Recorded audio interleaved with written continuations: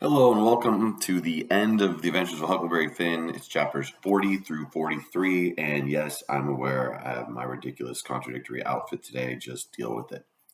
Chapter 40. We was feeling pretty good after breakfast and took my canoe and went over the river a fishing with a lunch and had a good time and took a look at the raft and found her all right and got home late to supper and found them in such a sweat and worry they didn't know which end they was standing on and made us go right off to bed the minute we was done supper and wouldn't tell us what the trouble was and never let on a word about the new letter, but didn't need to because we knowed as much about it as anybody did. And as soon as we was half upstairs and her back was turned, we slid for the cellar cupboard and loaded up a good lunch and took it up to our room and went to bed and got up about 11:30.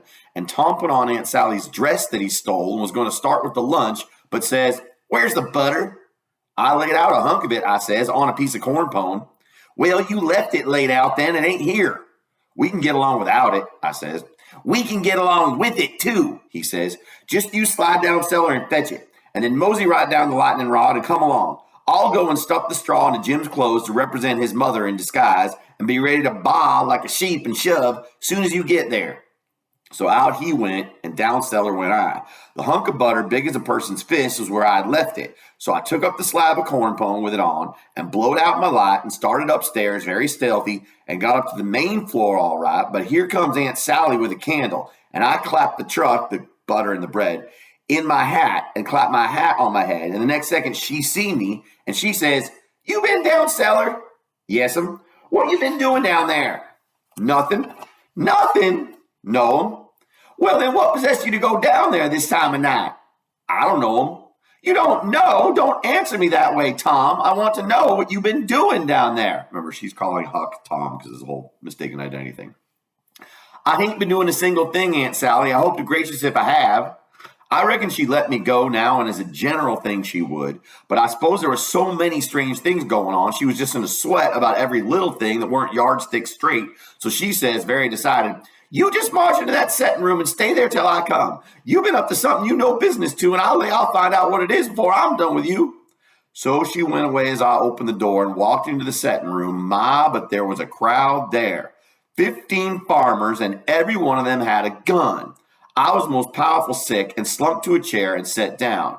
They was sitting around, some of them talking a little in a low voice, and all of them fidgeting and uneasy, but trying to look like they weren't. But I know they was, because they was always taking off their hats and putting them on and scratching their heads and changing their seats and fumbling with their buttons. I weren't easy myself, but I didn't take my hat off all the same. So there's answer number one about what trouble Tom has stirred up with these letters of warnings. It's finally gotten people aware. I did wish Aunt Sally would come and get done with me and lick me if she wanted to and let me get away and tell Tom how we'd overdone this thing and what a thunder and hornet's nest we got ourselves into so we could stop fooling around straight off and clear out with Jim before these rips got out of patience and come for us. At last she come and begun to ask me questions, but I couldn't answer them straight. I didn't know which enemy was up because these men was in such a fidget now. The sun was wanting to start right now and lay for them desperados and saying it weren't but a few minutes to midnight, and others was trying to get them to hold on and wait for the sheep signal. And here was Auntie pegging away at the questions and me is shaking all over and ready to sink down in my tracks. I was that scared, and the place getting hotter and hotter, and the butter beginning to melt and run down my neck and behind my ears. And pretty soon, when one of them says, "I'm for going and getting in the cabin first and right now and catching them when they come," I almost dropped, and a streak of the butter come trickling down my forehead. And Aunt Sally, she see it and turns white as a sheet and says, "Oh, for the land's sake, what is the matter with the child? He's got the brain fever as sure as you're born, and they're oozing out." There's number two about what Aunt Sally thinks the butter coming out of Huck's hat is. And everybody runs to see, and she snatches off my hat, and out comes the bread and what was left of the butter, and she grabbed me and hugged me and says, "Oh, what a turn you did give me, and how glad and grateful I am. It ain't no worse, for luck's against us, and it never rains but it pours. And when I see that truck, I thought we'd lost you, for I knowed by the color and all, it was just like your brains would be if, oh, dear, dear, why didn't you tell me that's what you've been down there for? I wouldn't have cared. Now clear out to bed, and don't let me see no more of you till morning." I was upstairs in a second and down the lightning rod in another one and shinning through the dark for the lean-to. I couldn't hardly get my words out. I was so anxious, but I told Tom as quick as I could, we must jump for it now and not a minute to lose. The house full of men yonder with guns. His eyes just blazed, and he says, "No, is that so? Ain't it, bully? Why, Huck, If we was to do it over again, I bet I could fetch 200. If we could put it off till, hurry, I says, where's Jim? Right at your elbow. If you reach out your arm, you can touch him. He's dressed and everything's ready. Now we'll slide out and give the sheep signal. But then we heard the tramp of men coming to the door and heard them begin to fumble with the padlock and heard a man say, I told you we'd be too soon. They haven't come. The door is locked. Here, I'll lock some of you into the cabin and you lay for them in the dark and kill them when they come. And the rest scatter around a piece and listen if you can hear them coming. So in they come, but they couldn't see us in the dark, and most trod on us whilst we was hustling to get under the bed where the hole is leading to the lean-to.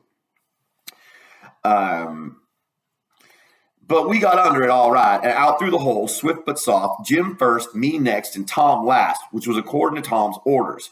Now we was in the lean-to and heard trampings by close by outside. So we crept to the door, and Tom stopped us there and put his eye to the crack, but couldn't make out nothing. It was so dark, and whispered and said he would listen for the steps to get further, and when he nudged us, Jim must glide out first and him last.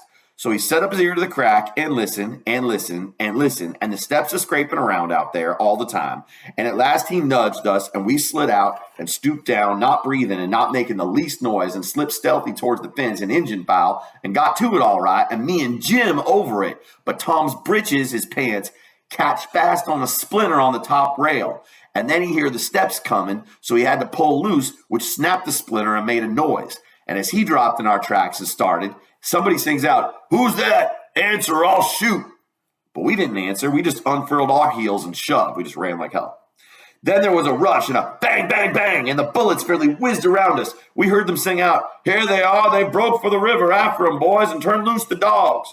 So here they come, full tilt. We could hear them because they wore boots and yelled, but we didn't wear no boots and didn't yell. We was in the path to the mill, and when they got pretty close onto us, we dodged into the bush and let them go by and then dropped in behind them. They'd had all the dogs shut up so they wouldn't scare off the robbers, but by this time, somebody had let them loose. And here they come, making powwow enough for 1,000,000. But they was our dogs. So we stopped in our tracks till they catched up, and when they see it weren't nobody but us and no excitement to offer them, they only just said howdy and tore right ahead towards the shouting and clattering till we were up steam again and whizzing along after them till we was nearly to the mill, and then struck up through the bush to where my canoe was tied and hopped in and pulled for dear life toward the middle of the river, but didn't make no more noise than we was obliged to. Then we struck out easy and comfortable for the island where my raft was, and we could hear them yelling and barking at each other all up and down the bank till we was so far away the sounds got dim and died out. And when we stepped onto the raft, I says, "Now, old Jim, you're a free man again, and I bet you won't ever be a slave no more." And a mighty good job it was too, Huck. It is planned beautiful, and it is done beautiful, and there ain't nobody can get up a plan that's more mixed up and splendid than what that plan was. We was all glad as we could be, but Tom was the gladdest of all because he had a bullet in the calf of his leg. So there is number 3. What one thing actually really goes wrong. Tom's still going to like it because it's adventurous, but it's not great that he got shot in the leg. When me and Jim heard that, we didn't feel so brash as what we did before. It was hurting him considerable and bleeding, so we laid him in the wigwam and tore up one side of the Duke's shirts for to bandage him. But he says, "Give me the rags. I can do it myself. Don't stop now. Don't fool around here in the evasion booming along so handsome. Man the sweeps and set her loose. Boys, we done it elegant, deed we did. I wish we'd had the handling of Louis XVI. There wouldn't have been no son of St. Louis ascend to heaven written down in his biography. No, sir. We'd have whooped him over the border. That's what we'd have done with him. And done it just as slick as nothing at all, too. Man the sweeps. Man the sweeps." So Tom was very triumphant about this all working. But me and Jim was consulting and thinking. And after we thought a minute, I says, "Say it, Jim." So he says, "Well, then, this is the way it looked to me, Huck. If it was him that is being sought free and one of the boys was to get shot, would he say, 'Go on and save me, never mind about a doctor for to save this one'? Is that like Moss Tom Sawyer? Would he say that? You bet he wouldn't. Well then, is Jim going to say it? No, sir. I don't budge a step out in this place without a doctor, not if it's 40 years. I knowed he was white inside, and I reckon he'd say what he did say. So it was all right now, and I told Tom I was going for a doctor. He raised considerable row about it, but me and Jim stuck to it and wouldn't budge. So he was for crawling out and setting the raft loose himself, but we wouldn't let him. Then he gave us a piece of his mind, but it didn't do no good. This is number 4, and it's one of my favorite, very subtle, but if you think about it, totally satirical insults about racism when Huck says, "I knowed Jim was white inside." which makes zero sense. Just points out, Twain pointing out that racism is totally based on skin color. You can't be white inside. That's not a thing. So what made him say that is the answer number 4. So when he see me getting the canoe ready, he says, well, then, if you're bound to go, I'll tell you the way to do when you get to the village. Shut the door and blindfold the doctor tight and fast and make him swear to be silent as the grave and put a purse full of gold in his hand and then take and lead him all around the back alleys and everywheres in the dark and then fetch him here in the canoe in a roundabout way amongst the islands and search him and take his chalk away from him and don't give it back to him till you get him back to the village or else he will chalk this raft so he can find it again. It's the way they all do. So I said I would and left, and Jim was to hide in the woods when he see the doctor coming till he was gone again. Here's chapter 41. The doctor was an old man, a very nice, kind-looking old man. When I got him up, I told him me and my brother was over on Spanish Island hunting yesterday afternoon and camped on a piece of raft we found. And about midnight, he must have kicked his gun in his dreams, for it went off and shot him in the leg. And we wanted him to go over there and fix it and not say nothing about it, nor let anybody know, because we wanted to come home this evening and surprise the folks. Who was your folks? He says. The Phelpses down yonder. Oh, he says. And after a minute, he says, how'd you say he got shot? He had a dream, I says, and it shot him. Singular dream, he says. So he lit up his lantern, got his saddlebags, and we started. But when he see the canoe, he didn't like the look of her. Said she was big enough for 1, but it didn't look pretty safe for 2. I says, oh, you needn't be afraid, sir. She carried the 3 of us easy enough. What 3? Why, me and Sid and the guns. That's what I mean. Oh, he says. But he put his foot on the gunwale, it's the front of the boat, and rocked her and shook his head and said he'd reckon he'd look around for a bigger one. But they was all locked and chained. So he took my canoe and said for me to wait till he come back, or I can hunt around further and maybe I better go down home and get them ready for the surprise if I wanted to. But I said I didn't. So I told him how to find the raft, and then he started. And there's your answer to number 5 about why he doesn't let Huck go with him in the canoe. I struck an idea pretty soon. I says to myself, supposing he can't fix that leg in just 3 shakes of a sheep's tail, as the saying is. Supposing it takes him 3 or 4 days. What are we going to do? Lay around there till he lets the cat out of the bag? No, sir. I know what I'll do. I'll wait, and when he comes back, if he says he's got to go anymore, I'll get down there too if I swim, and we'll take and tie him and keep him and shove out down the river, and when Tom's done with him, we'll give him what it's worth or all we got, and then let him get ashore. So that I crept into the lumber pile to get some sleep, and next time I waked up, the sun was way up over my head. I shot out and went for the doctor's house, but they told me he'd gone away in the night sometime or another and weren't back yet.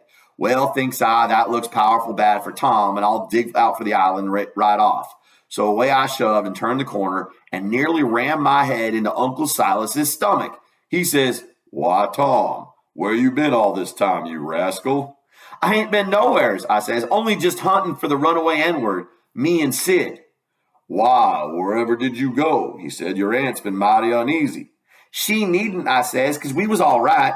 We followed the men and the dogs, but they outrun us and we lost them. But we thought we heard them on the water, so we got a canoe and took out after them and crossed over, but couldn't find nothing of them. So we cruised along upshore till we got kind of tired and beat out and tied up the canoe and went to sleep and never waked up till about an hour ago. And then we paddled over here to hear the news. And Sid's at the post office to see what he can hear. And I'm branching out to get something to eat for us. And then we're going home. So there is number 6 about how Huck explains his absence. What's he been doing? He and Sid, what have they been doing the whole time? So then we went to the post office to get Sid, but as I suspicion, he weren't there. So the old man, he got a letter out of the office, and we waited a while longer, but Sid didn't come. So the old man said, come along, let Sid foot it home or canoe it when he got done fooling around, but we would ride. I couldn't get him to let me stay and wait for Sid, and he said there weren't no use in it, and I must come along and let Aunt Sally see we was all right. When we got home, Aunt Sally was that glad to see me, she laughed and cried both and hugged me and give me one of them lickings of hern that don't amount to shucks, and said she'd serve Sid the same when he come. And the place was plumb full of farmers and farmers' wives to dinner, and such another clack a body never heard. Old Miss Hodgkiss was the worst. Her tongue was going all the time. She says, now old Mitch Hodgkiss has this affectation where she repeats this phrase, C-I, it means said I. So she's going to say it a lot. C-I, it means said I. She's emphasizing these are things she said. So she says, well, Sister Phelps, I ransacked that air cabin over, and I believe that N-word was crazy. I said so to Sister Damerel. Didn't I, Sister Damerel? C.I., he's crazy, C.I. Them's the very words I said. You all heard me. He's crazy, C.I. Everything shows it, C.I. Look at that air grindstone, C.I. Want to tell me there's any creature in his right mind's going to scrabble all them crazy things onto a grindstone, C.I.? Here's such and such a person busted his heart. Here's so-and-so pegged along for 37 years and all that. Natural son of Louis something and such everlasting rubbish. He's plumb crazy, C.I. Is that's what I says in the first place, and it's what I says in the middle, and it's what I says in the last all the time. The N-word's crazy. Crazy as Nebuchadnezzar, C.I. And look at that air ladder made out of rags, Sister Hotchkiss, says old Miss Damerel. What in the name of goodness could he ever want to? The very words I was a-saying no longer ago than this minute to Sister Utterback, and she'll tell you so herself. Says she, look at that air rag ladder, says she, says C.I., yes, look at it, C.I. What could he have wanted of it, C.I.? Says she, Sister Hotchkiss, says she, but how in the nation did she ever get did they ever get that grindstone in there anyway? And who dug in that air hole? And who? Why, my very words, Brer Penrod, as I was a-saying, pass that air saucer of molasses, won't you? I was saying to Sister Dunlap just this minute, how did they get that grindstone in there, C.I.? Without help, mind you, without help. There's where it is. Don't tell me, C.I. There was help, C.I., and there was plenty of help too, C.I. There's been a dozen of help in that N-word, and I'll lay and skin every last N-word on this place, but I'd find out who done it, C.I. And moreover, C.I., so Miss Hotchkiss, the C.I. lady, has two theories. One about Jim's mental state, and the other about how they managed to get all this stuff in there. She blames it on people that are not Huck and Tom because she doesn't know. A dozen, says you. 40 couldn't have done everything that's been done. Look at them case knife saws and things, how tedious they've been made. Look at that bed leg sawed off of them, a week's work for us men, or for 6 men. Look at that N-word made out in straw on the bed, and look at, you may well say it, Brer Hightower. It's just as I was saying to Brer Phelps, his own self, yeah. What do you think of it, Sister Hotchkiss, see? Think of what, Brer Phillips, say I? Think of that bed leg sawed off that way, see, said he. Think of it, C.I. I lay I never sawed itself off, C.I. Somebody sawed it, C.I. That's my opinion, take it or leave it. It mayn't be no count, C.I., but such as it is, it's my opinion, C.I., and if anybody can start a better one, C.I., let him do it, C.I., that's all. I says to Sister Dunlap, C.I., why, dog my cats, there must have been a house full of N-words in there every night for 4 weeks to have done all that work, Sister Phelps. Look at that shirt. Every last of it's covered over with secret African writing done with blood. Must have been a raft of them at it right along all the time almost. Why, I'd give $2 to have it read to me. And as for the N-words that wrote it, I allow I'd take and lash them too. He's going to punish all the slaves to help them because, of course, it's always the black people's fault. They're blaming the slaves. People that help him, Brother Marples. Well, I reckon you'd think so if you've been in this house for a while back. Well, they stole everything they could lay their hands on, and we are watching all the time, mind you. They stole that shirt right off the line, and as for that sheet they made the rag ladder out of, there ain't no telling how many times they didn't steal that, and the flour and the candles and the candlesticks and the spoons and the old warming pan and most 1,000 things that I disremember now, and my new calico dress, and me and Silas and my Sid and Tom on the constant watch day and night. Sid and Tom are the ones doing it. And I was telling you, not a one of us could catch hide nor hair, nor sight nor sound of them. And here at the last minute, lo and behold you, they slides right in under our noses and fools us. And not only fools us, but the Indian Territory robbers too. And actually gets away with that N-word safe and sound, and with that 16 men and 22 dogs right on their very heels at that very time. I tell you, it just bangs anything I ever heard of. Why, spirits couldn't have done it better and been no smarter. And I reckon they must have been spirits, because you know our dogs, and there ain't no better. Well, them dogs never even got the track of them once. You explain that to me if you can, any of you. Well, it does beat land alive, I never. So help me, I wouldn't be house thieves as well as goodness gracious, I've been afeared to live in such a afraid to live. Why, I was that scared I doesn't hardly go to bed or get up or lay down or sit down, Sister Ridgway. Why, they'd steal the very, why, goodness sakes, you can guess what kind of a fluster I was in when by the time midnight come last night. I hope to gracious if I weren't afraid they'd steal some of the family. I was just to that pass. I didn't have no reasoning faculties no more. It looks foolish enough now in the daytime, but I says to myself, there's my 2 poor boys asleep way upstairs in that lonesome room, and I declare to goodness I was that uneasy. I crept up there and I locked them in. I did, and anybody would, because, when you get scared that way, it keeps running on and getting worse and worse all the time, and your wits gets to addling, and you get to doing all sorts of wild things, and by and by you think to yourself, supposing I was a boy and was away up there and the door ain't locked, and you... She stopped, looking kind of wondering, and then she turned her head around slow, and when her eye lit on me, I got up and took a walk. Aunt Sally started to figure it out. Oh, wait a minute. The boys, I locked them in, but could they get out? Says I to myself, I can explain better how we come not to be in that room this morning if I got to one side and I studied over a little. So I done it. But I doesn't go fur or she'd have sent for me. And when it was late in the day, the people all went, and then I come in and told her the noise and the shooting wake me up and Sid, and the door was locked, and we wanted to see the fun. So we went down the lightning rod, and both of us got hurt a little, and we didn't ever want to try that no more. So acting like, oh, we went down the lightning rod and it hurt. We'll never do that again. Like acting like they did it one time and they were doing it all the time. And then I went on and told her all what I told Uncle Silas before, and then she said she'd forgive us. Maybe it was all right enough anyway, and about what a body might expect of boys, for all boys was pretty harem-scarum lot as far as she could see. And so, as long as no harm hadn't come of it, she judged she better put in her time, feeling grateful we was alive and well, and she had us still, instead of fretting over what was past and done. So then she kissed me and patted me on the head and dropped into a kind of brown study, and pretty soon jumps up and says, "Why, laws of mercy, it's most night, and Sid not come yet. What has become of that boy?" I see my chance, so I skips up and says, "I'll run right up to town to get him." I says, "No, you won't." She says, "You'll stay right where you are. One's enough to be lost at a time. If he ain't here to supper, your uncle will go."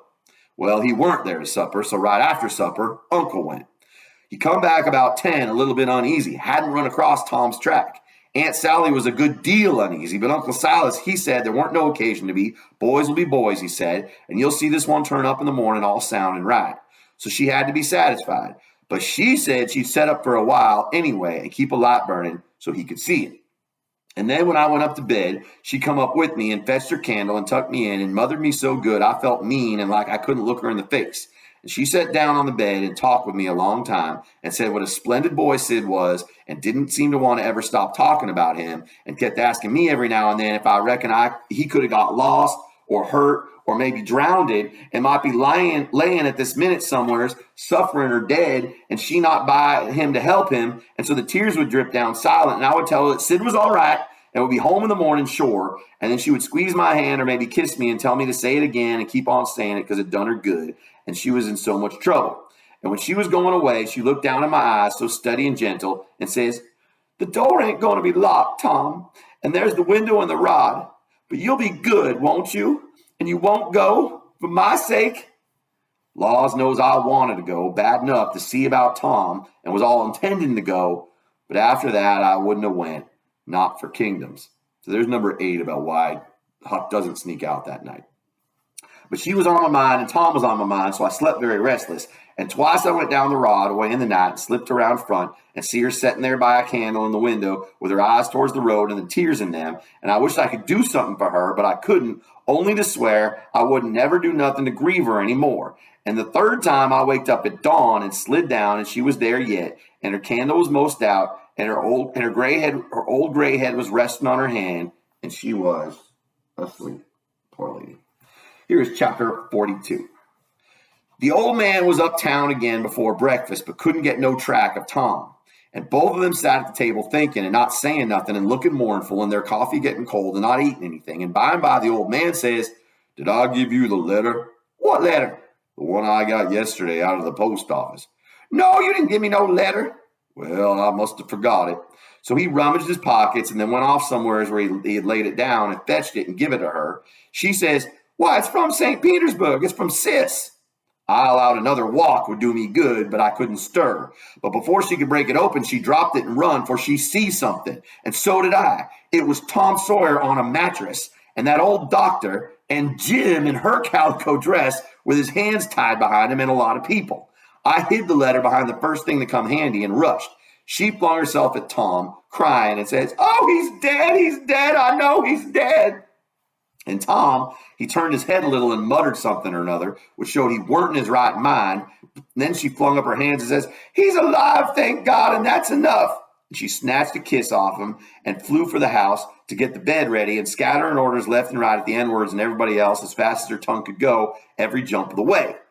I followed the men to see what they was going to do with Jim, and the old doctor and Uncle Silas followed after Tom into the house.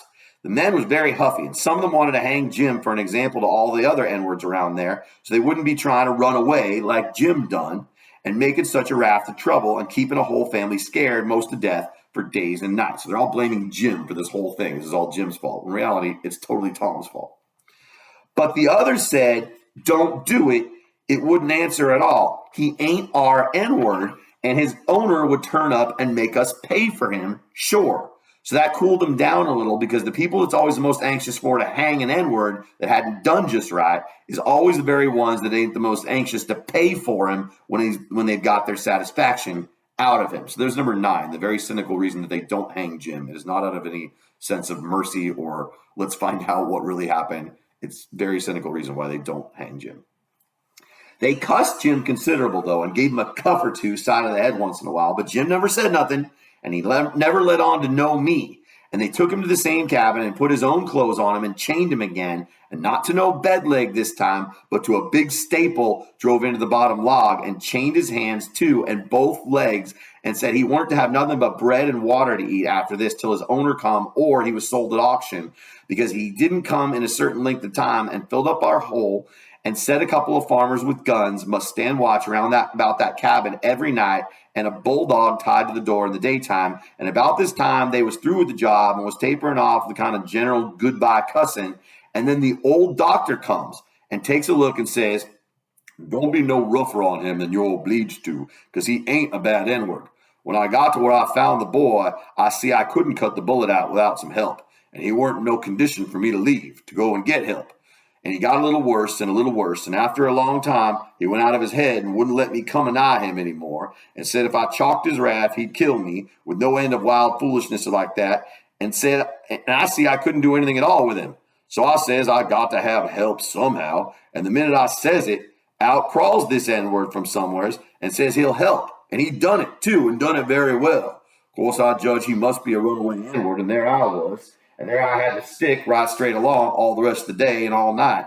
It was a fix, I tell you. I had a couple of patients with the chills, and of course I'd like to run up to town to see them, but I doesn't, because the N-word might get away, and then I'd be to blame, and yet never a skiff come close enough for me to hail.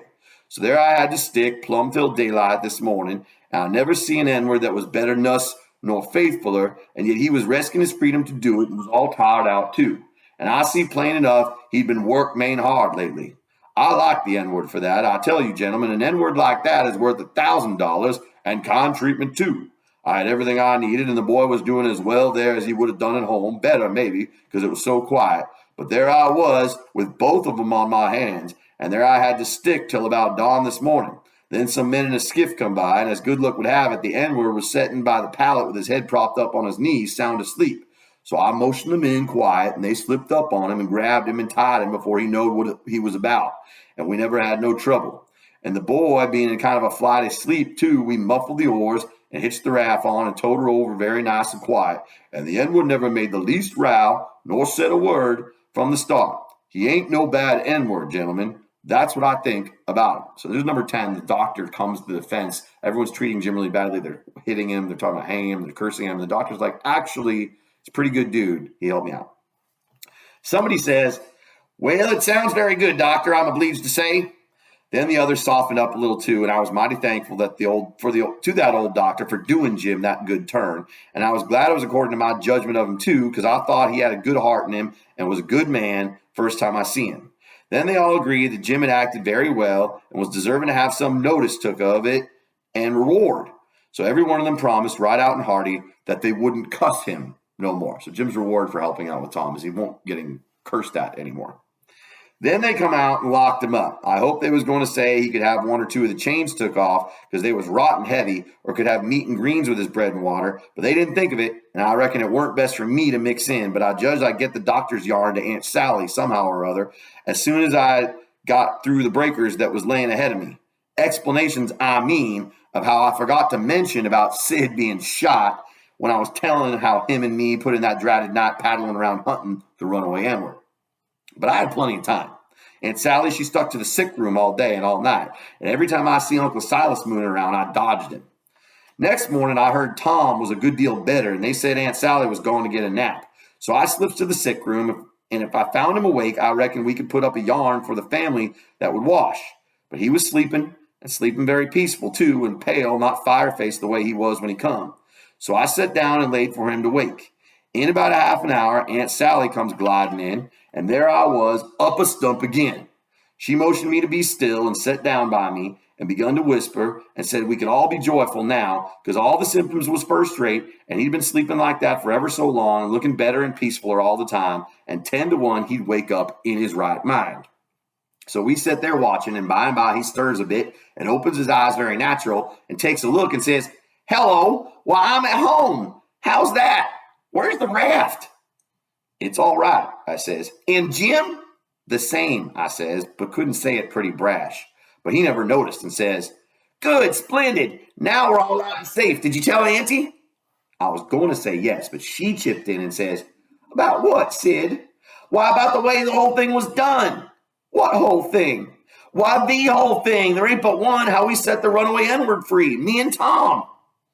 "Good land, What is this child talking about? Dear, out of his head again." "No, I ain't out of my head. I know all what I'm talking about. We did set him free, me and Tom. We laid out to do it, and we done it. And we done it elegant, too." He'd got a start. She never checked him up. Just sat up and stared and let him clip along, and I see I weren't no use for me to put in. "Why, Auntie, it cost us a power of work, weeks of it, hours and hours, every night, whilst you was all asleep. And we had to steal candles and the sheet and the shirt and your dress and spoons and tin plates and case knives and the warming pan and the grindstone and flour and just no end of things. And you can't think what work it was to make the saws and pens and inscriptions and one thing or another. You can't think half the fun it was. And we had to make up the pictures of the coffins and things, anonymous letters from the robbers, and get up and down the lightning rod and dig the hole into the cabin and make the rope ladder and send it in cooked up in a pie and send in spoons and things to work with in your apron pocket. Mercy sakes! And load up the cabin with rats and snakes and so on for company for Jim. And then you kept Tom here so long with the butter in his hat, you come near spiling the whole business because the men come before we was out of the cabin and we had to rush. And they heard us and let drive at us, and I got my share, and we dodged out of the path and let them go by. And when the dogs come and see, they weren't interested in us, but went for the most noise. And we got our canoe and made for the raft, and all was safe, and Jim was a free man, and we done it all by ourselves, and wasn't it bully, Auntie? Well, I never heard the likes of it in all my born days. So it was you little rapscallions, that's been making all this trouble and turned everybody's wits clean inside out and scared us almost to death? I've got a good notion I've ever had in my life to take it out on you this very minute. To think, here I've been, night after night. You just get well once, you young scamp, and I'll tan the old Harry out of both of ye. So there is number 11 about what Tom brags about once he wakes up. But Tom, he was so proud and joyful, he just couldn't hold in, and his tongue just went at it, and she had chipping in and spitting fire all along, and both of them going at it at once, like a cat convention. And she says, "Well, you get all the enjoyment you can out of it now. For mind, I tell you, if I catch you meddling with him again." "Meddling with who?" Tom says, dropping a smile and looking surprised. "With who? Rather runaway N-word, of course. Who'd you reckon?" Tom looks at me very grave and says, "Tom, didn't you just tell me he was all right? Hasn't he got away?" "Him?" says Aunt Sally. "The runaway N-word? Deed he hasn't. They've got him back, safe and sound, and he's in that cabin again, on bread and water, and loaded down with chains till he's claimed or sold." Tom rose square up in bed, with his eye hot and his nostrils open and shutting like gills, and sings out to me, "They ain't got no right to shut him up. Shove, and don't you lose a minute. Turn him loose. He ain't no slave. He's as free as any creature that walks this earth." "What does the child mean?" "I mean every word I say, Aunt Sally, and if somebody don't go, I'll go. I've known him all his life, and so has Tom there. Old Miss Watson died 2 months ago, and she was ashamed she was ever going to sell him down the river, and said so, and she set him free in her will." So there's number 12, what Tom has known this whole time, this whole evasion, to break Jim out. Jim has been free this entire time. Oh, Tom is so annoying. "Then what on earth did you want to set him free for, seeing he was already free?" Well, that is a question, I must say, and just like women, why I wanted the adventure of it, and I'd have waded neck deep in blood to goodness alive, Aunt Polly. If she weren't standing right there just inside the door, looking as sweet and contented as an angel half full of pie, I wish I may never. Aunt Sally jumped for her and most hugged the head off her and cried over her, and I found a good enough place for me under the bed, for it was getting pretty sultry for us, seemed to me. And I peeped out, and in a little while, Tom's Aunt Polly shook herself loose and stood there looking across at Tom over her spectacles, kind of grinding him into the earth, you know. And then she says, "Yes, you better turn your head away. I would if I was you, Tom." "Oh, dreary me," says Aunt Sally. "Is he changed so? Why, that ain't Tom. It's Sid. Tom. Where is Tom? He was here a minute ago." "You mean where's Huck Finn? That's what you mean. I reckon I ain't raised such a scamp as my Tom all these years not to know him when I see him. That would be a pretty howdy-do. Come out from under that bed, Huck Finn." So I done it, but not feeling brash.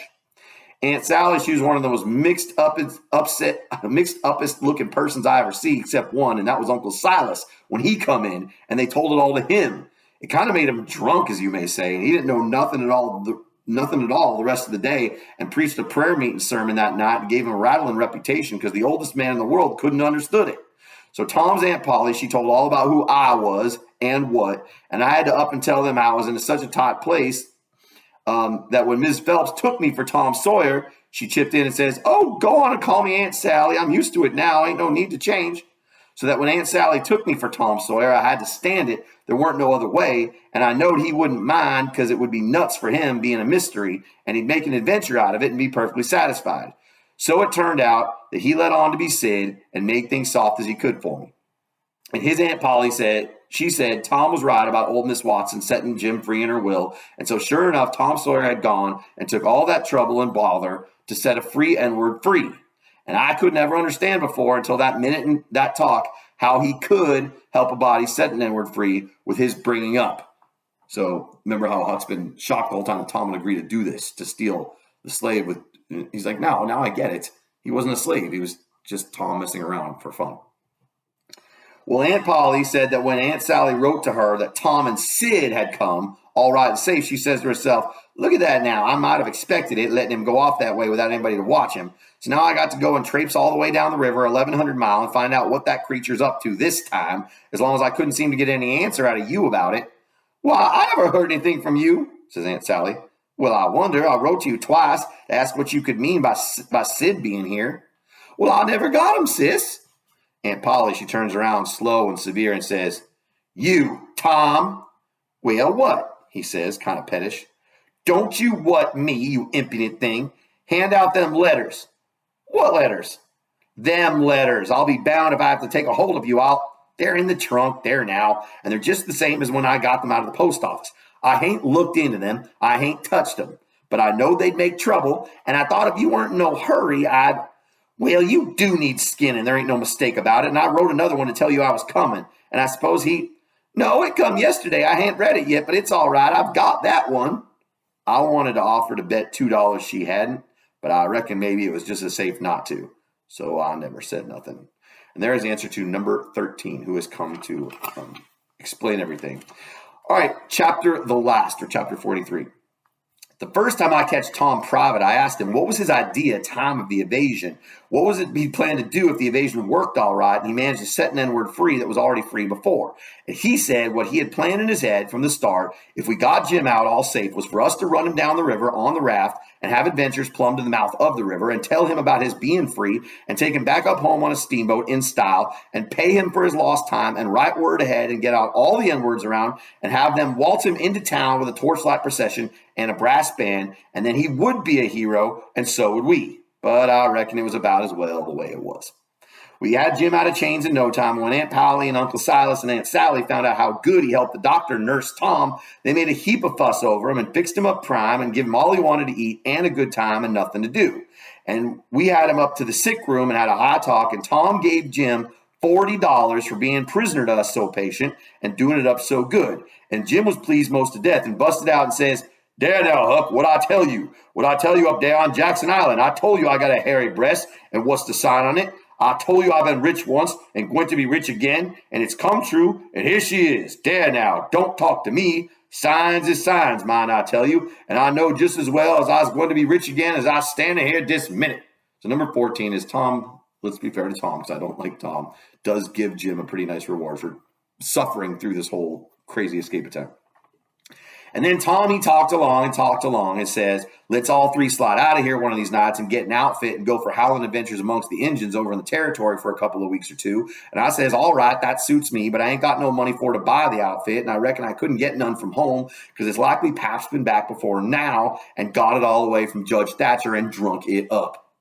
No, he ain't, Tom says. It's all there yet, $6,000 and more, and your Pap ain't ever been back since. Hadn't when I come away anyhow.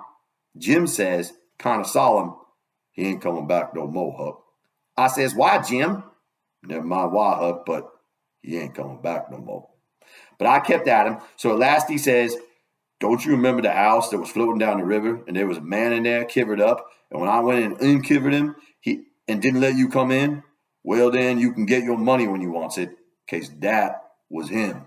And there's number 15, the dead guy in the house. That was Pat. Tom's most well now and got his bullet around his neck on a watch guard for a watch and is always seeing what time it is. So there ain't nothing more to write about, and I'm rotten glad of it, because if I'd have known what trouble it was to make a book, I wouldn't have tackled it, and I ain't going to no more. But I reckon I got to light out for the territory ahead of the rest, because Aunt Sally, she's going to adopt me and civilize me, and I can't stand it. I've been there before. The end. Yours truly, Huck Finn. Thanks very much for coming along.